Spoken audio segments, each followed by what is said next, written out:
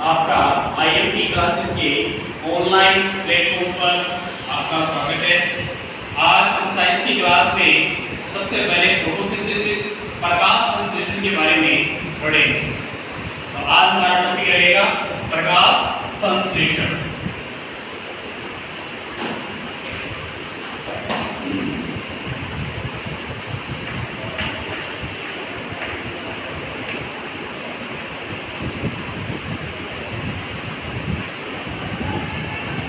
प्रकाश संश्लेषण एक विधि है जिसके द्वारा जितने भी प्लांट होते हैं, जितने भी पादप होते हैं, ये सारे अपने भोजन बनाते हैं प्लांट।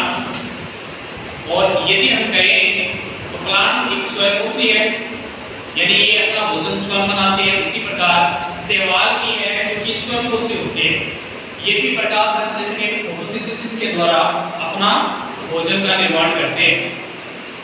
यदि हम बात करें तो मुख्य रूप से प्रकाश संश्लेषण की विधि में सबसे मुख्य चरण जो है वो है, या मुख्य पार्ट की बात करें तो वो है सूर्य का प्रकाश।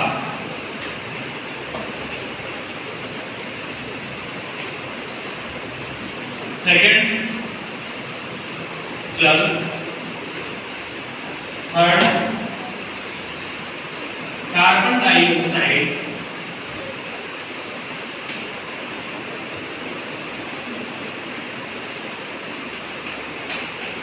Carbon dioxide.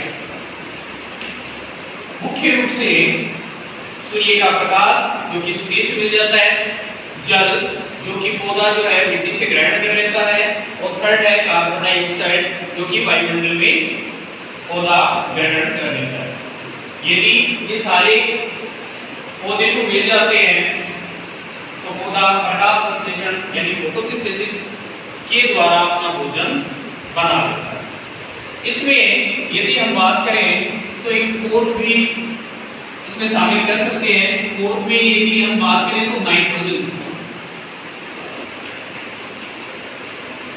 कुछ पौधे ऐसे होते हैं जो कि फलीदार पौधे होते हैं, उनके प्रकाश संश्लेषण की विधि के द्वारा नाइट्रोजन की भी आवश्यकता होती है, और ये नाइट्रोजन को सीधे ही देते हैं। किस रूप में देते हैं नाइट्रोजन? नाइट्रेट की। किस रूप में देते हैं? नाइट्रेट की। तो नाइट्रोजन को नाइट्रेट में कन्वर्ट करना ही क्या कहलाता है? नाइट्रोजन को नाइट्रेट में कन्वर्ट करना क्या कहलाता है? नाइट्रोजन स्थिरीकरण। क्या कहलाता है? नाइट्रोजन स्थिरीकरण। नाइट्रोजन स्थिरीकरण का जो कार्य है वो कुछ सूक्ष्म जीवों के द्वारा किया जाता है। नाइट्रोजन स्थिरीकरण का जो कार्य है वो कुछ सूक्ष्म जीवों के द्वारा किया जाता है। जैसे कि यदि बात करें नीले हरे शैवाल, जिनको नील हरित शैवाल भी बोला जाता है, और दूसरा है साइनोबैक्टीरिया, या फिर यदि हम बात करें तो एक जैसे की जीव है जिसको हम कहते हैं, क्या नाम उनका? Rhizobium bacteria. तो ये राइजोबियम बैक्टीरिया क्या करता है? राइजोबियम बैक्टीरिया जो है ये फलीदार पौधों की जड़ों में, फलीदार पौधों की जड़ों में ग्रंथिकाएं बनाकर रहता है, जिनको कोटर बोला जाता है, और उनके अंदर रहते हैं। ये मिट्टी से या वायुमंडल से नाइट्रोजन को ग्रहण करते हैं तथा नाइट्रोजन को किस में कन्वर्ट कर देते हैं?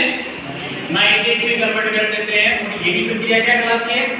नाइट्रोजन स्थिरीकरण करती है। इसमें पौधा जो है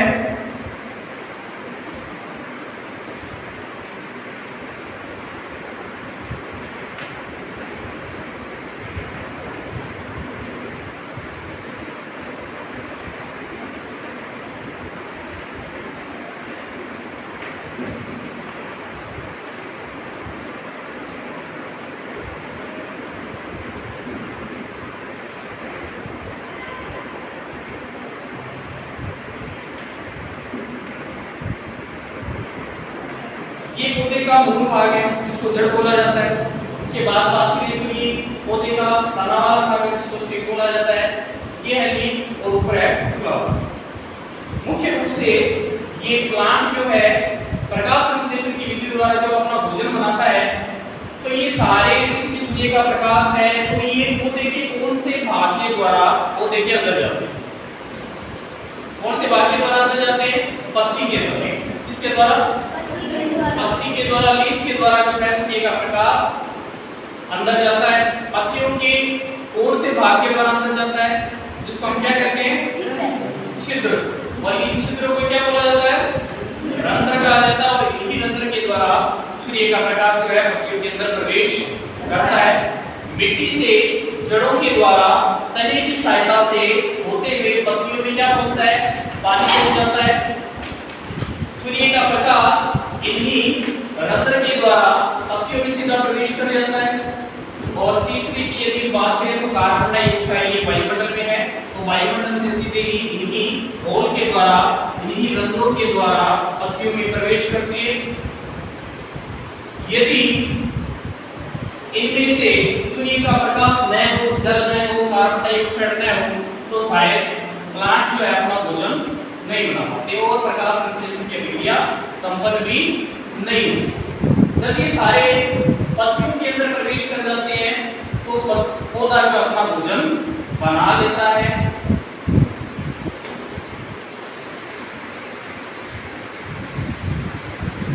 इसके अलावा पौधे को मिट्टी से विभिन्न पोषक तत्वों की भी आवश्यकता होती है, जिनको हम ह्यूमस कहते हैं। क्या कहते हैं? ह्यूमस। तो ह्यूमस भी मिट्टी में प्रचुर मात्रा में होनी चाहिए। जिस प्रकार से हमारे शरीर को calcium, phosphorus, iron, vitamin, carbohydrate, वसा, प्रोटीन और बहुत सारे मिनरल्स की आवश्यकता होती है, उसी प्रकार से तो प्लांट है, ये भी तो सजीव है, ये भी तो अपना भोजन बनाते हैं। तो इस प्रकार से इनको भी बहुत सारे मिनरल्स चाहिए। तो ये जो है मिट्टी से प्राप्त करते हैं। तो मिट्टी में भी ये कहां से आते हैं ह्यूमस? या तो हम खाद के द्वारा इनको प्रवेश करवाते हैं मिट्टी में। यदि खाद के द्वारा प्रचुर रूप से ह्यूमस की पूर्ति हो जाती है तो ठीक है, वरना हम क्या करते हैं? उर्वरक डालते हैं और उर्वरक के द्वारा पौधों के अंदर इस प्रकार के जो है पोषक तत्वों की कमी है पूरी की जा सकती है। जब सारे सूर्य का प्रकाश, जल, कार्बन डाइऑक्साइड पत्तियों में इकट्ठा हो जाते हैं तो प्लांट जो अपना भोजन बना लेते हैं। इसीलिए जो ये लीफ जो है प्लांट की, इनको कहा जाता है खाद फैक्ट्री।